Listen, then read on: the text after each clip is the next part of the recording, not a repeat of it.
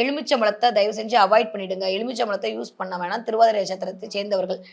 நெறையா வந்துட்டு அ டிராவல் பண்ணும்போது எல்லாமே போறதுக்கு முன்னாடி ஒரு எலுமிச்சம்பழத்த வச்சு, உங்களோட வண்டியில நசுக்கிட்டு நீங்க போகக்கூடிய டிராவல் அப்படின்றது உங்களுக்கு மிகச்சிறந்த சக்சஸ குடுக்கக்கூடிய டிராவலாக அமையும். குலதெய்வத்தோட அருள் எங்கேயோ ஒரு இடத்துல தடைபடக்கூடிய, இல்ல எங்கேயோ ஒரு இடத்துல மிஸ்மேட்ச் ஆகக்கூடிய, இல்ல கிடைக்கிறதுக்கு ரொம்ப கஷ்டப்பட்டு நான் போராடி தான் என் குலதெய்வத்த நான் அருள அடைய வேண்டிய சூழல்ல இருக்கேன்னு சொல்லக்கூடிய ஆட்கள் எல்லாமே இந்த திருவாதிரை நட்சத்திரம். ஏன்னா ராகுனாலே பரம்பரையை சொல்லக்கூடியது. மூதோதர்கள் சொல்லக்கூடியது. அப்போ முன்னோர்கள் பண்ண ஏதோ ஒரு விஷயங்கள் தொடர்பு அப்படின்றது இவங்களுக்குள்ள அப்படியே இறங்கிட்டு தான் இருக்கு.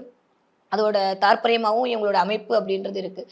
நெறைய தடை, தாமதம் எனக்கு வாழ்க்கையில வந்துட்டே இருக்கு அப்படின்னா, கண்டிப்பா எலுமிச்சம்பழத்த தானம் பண்ணிடுங்க. கோவிலுக்கு போறீங்க, ஒரு பத்ரகாளி கோயில்ல வச்சு ஒரு 4 எலுமிச்சம்பழத்த சாமி கிட்ட வச்சுட்டு, இருக்கிறவங்களுக்கெல்லாம் விநியோகம் பண்ணிட்டு வந்துருங்க. இல்ல அப்படின்னா, உங்க தலைய சுத்தி திருவாதிரை நட்சத்திரக்காரங்க மட்டும் கண்டிப்பாக ராகு வேளையிலயோ, இல்ல செவ்வாய்க்கிழமையோ, இல்ல சனிக்கிழமையோ தலைய சுத்தி சூலத்துல குத்திட்டு வந்துட்டே இருந்தீங்கன்னா, நெறைய உங்களுக்கு இருக்கக்கூடிய தடைகள் எல்லாமே விலகுவதை கண்கூடாக பார்ப்பீர்கள்.